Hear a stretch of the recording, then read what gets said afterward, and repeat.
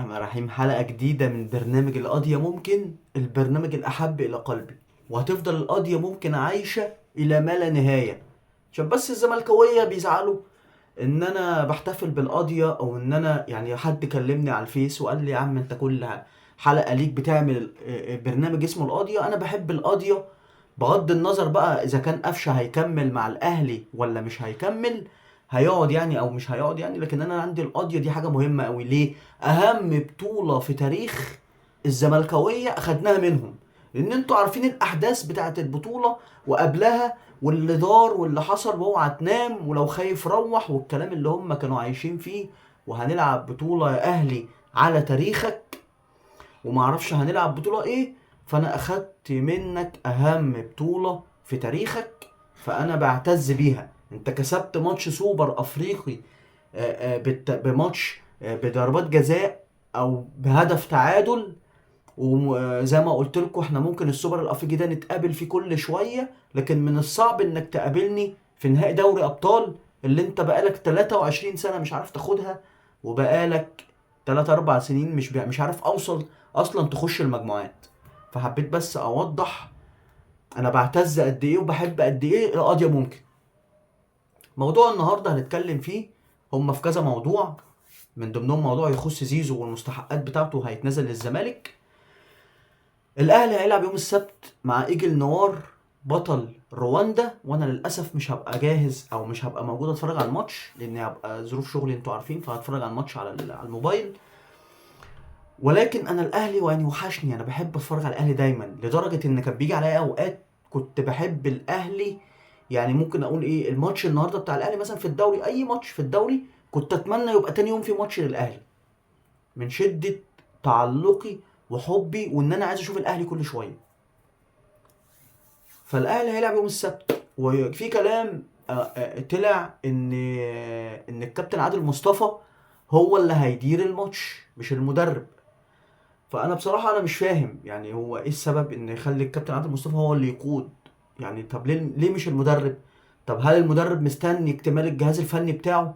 طب وهل هو اصلا يوم السبت هيبقى الجهاز الفني ما اكتملش؟ كل دي تساؤلات انا بصراحه ما اعرفش ليها رد، او ما اعرفش ايه السبب اللي هيخلي ان الكابتن عادل مصطفى هو اللي هيدير الماتش بتاع يوم السبت. وفي الغالب هيبقوا الماتشين. طبعا هيطلع هنا شويه محنكين اللي هم كانوا هم نفسهم اللي كانوا بيهاجموا الكابتن عماد النحاس الفتره اللي فاتت، يقول لك ايه، طب ما كنتوا سبتوا الكابتن عماد النحاس يكمل الماتشين دول.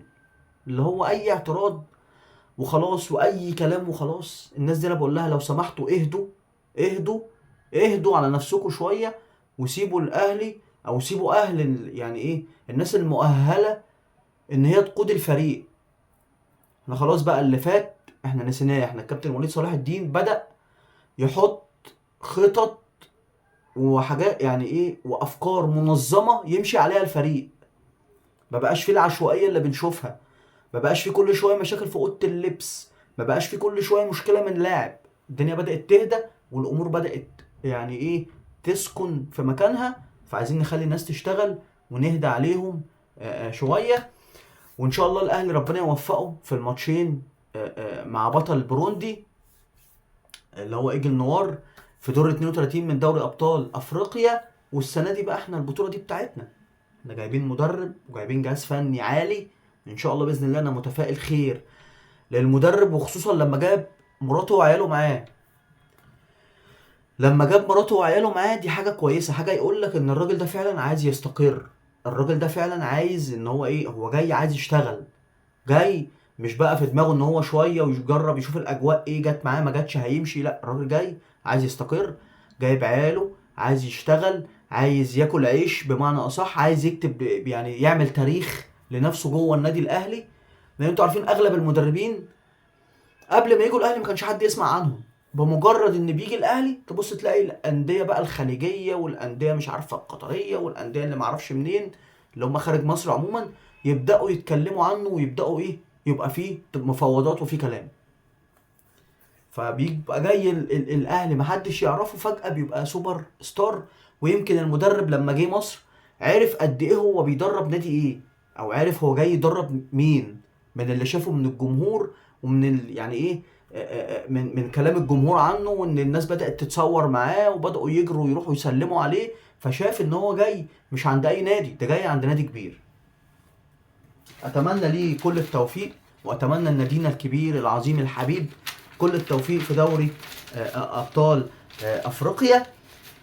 وموضوع زيزو، عشان بس الناس بتقول لك ايه ان المستحقات ومش المستحقات، هو ان شاء الله مش هيتنازل عن مستحقاته، لان انا قلت في حلقه قبل كده انتوا الناس دي شتمته، والناس دي هزقته، وشتمت ابوه وشتمت اهله وشتمت في زوجته، انت فاهمني، وجابت سيرتها.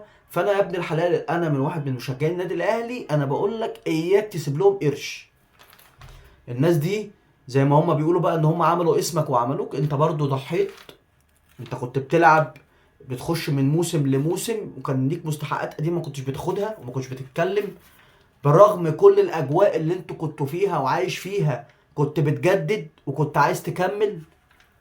يعني كنت بتجدد كل سنه وبتبقى عايز تجدد وعايز تقعد معاهم تاني، ولكن هم مفلسين معهمش فلوس، فده اللي حصل. فممكن انا زي ما قلت امبارح ان هو ممكن يتسامح او يتنازل عن جزء في حاله واحده. قناه الزمالك او نادي الزمالك يطلع بيان رسمي اعتذار لزيزو واهله ومراته وعيلته وناسه، ثم قناه الزمالك تروح تقدم يعني وفد من الزمالك يطلع يقدم الاعتذار في بيته شخصيا، مع قناه الزمالك بتصور وبتذيع على الهواء مباشر اعتذار نادي الزمالك لزيزو. ساعتها ممكن يتنازل عن مستحقاته. وهما مش هيعملوا كده، وهو مش هيسيب حاجه من فلوسه. انتوا قلتوا جعان وشحات، والله الواحد يعني بشوف عقلياته، بتعامل مع ناس غريبه كانوا بيقولوا عليه جعان وشحات وكحيان وكذا وكذا، ودلوقتي قال يا زيزو يا محترم يا ابن النادي، عايزينك تتنازل لنا عن جزء من مستحقاتك. طب هو الراجل جعان وشحات، هيتنازل ليه بقى؟ ما انا جعان وشحات، اسيب لكم ليه فلوس؟ ما شفتش العقليات دي ولا هشوفها. طبعا موضوع تاني ضايقني قوي. زيزو ربنا من عليه وكرمه ببيت ابو البنات وسماها صوفيا، فيطلع زملكاوي مزربخ يقول لك ايه، انت ازاي واحد من المنيا ويسمي صوفيا، وجايبين صوره امام عاشور، ويقول لك ازاي واحد من السنبلاوين ومسمي كاتاليا. يا عم انت ايه علاقتك؟ انت مالك؟ اولا انت المنيا صعايده، وانا افخر ان انا صعيدي، انا صعيدي من سوهاج، فانا افتخر ان انا صعيدي. فانت بتسخر من مين؟ او انت بتتكلم على ايه؟ يا عم ما بتسخرش، انت مالك هو جاي منين ومسمي ايه؟ هو انت بتاكله من جيبك؟ انت كزملكاوي عقلك مزربخ بتدفع له من جيبك؟ ما تخليك في مشاكل فريقك. تتكلم على امام عاشور والسنبلاوين انه فلاح ومسمي كاتاليا، الفلاحين دول على دماغنا من فوق. الفلاحين دول انت لما كنا في الجيش، لما كنت انا في الجيش وكان حد بيبقى جاي من الارياف، بيبقى جاي وجايب الخير معاه. احنا كنا دايما معترفين بكده، ان ده من الارياف، فلاح صعيدي جاي من الارياف يبقى جاي بخير معاه، خير مش موجود في المدن اللي احنا عايشين فيها. فلو انت زملكاوي مزربخ، احترم نفسك وما تقلش من حد، وانت ما بتدفعش للناس دي فلوسها، يعني ما بتاكلهمش ولا بتشربهم. بس هي القصه في ايه كزملكاوي؟ هو اتكلم على اكتر اتنين واجعينه. يعني انت لما تيجي تتكلم مع اي زملكاوي يقول لك ايه، انا يمكن انا مش زعلان على مثلا انا مش زعلان غير على امام وزيزو. فكك من اللي هو يقول لك اصل انا مش زعلان على زيزو، انا زعلان على امام بس. لا لا لا، فكك منه ده. ليه؟ لان كل صفحاتهم اصلا ليل نهار ما بتتكلمش غير على زيزو. يمكن امام عاشور كانوا بيشتموا هو وخلاص خلصنا، لانه كان بينكشهم، انما زيزو واجعهم. فتبص تلاقيه بيجيبوا سيره ابوه، سيره اهله، وسيره ناسه. عيب يعني. انت لو انت مكانه مش هتقبل حد يتكلم عليك كده.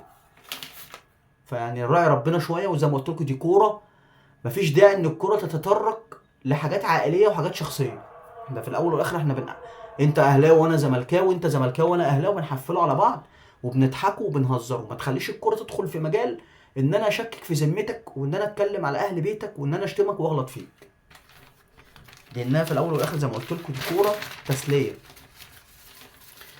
طبعا خالد الغندور عمل حركه بايخه بعيده مجرده من الانسانيه لما اتكلم على لاعب نادي الزمالك اللي اسمه عبد الحميد معالي. ولكن خليني قبل ما اتكلم على خالد الغندور وكلامه اقول لكم على حاجه على عبد الحميد معالي اللي ميدو جابه من المغرب وقدمه لنادي الزمالك على انه الموهبه الابرز في المغرب، ان المغرب ما جابتش غيره 19 سنه وعيل نجم من نجوم العالم، وكمان كام سنه هنشوفه في ريال مدريد. هو فاهم الجمهور الزمالك كده، عشان نفوجئ بكاس العالم للشباب ان المنتخب المغرب ما طلبوش اصلا، ما انضمش للمنتخب اصلا.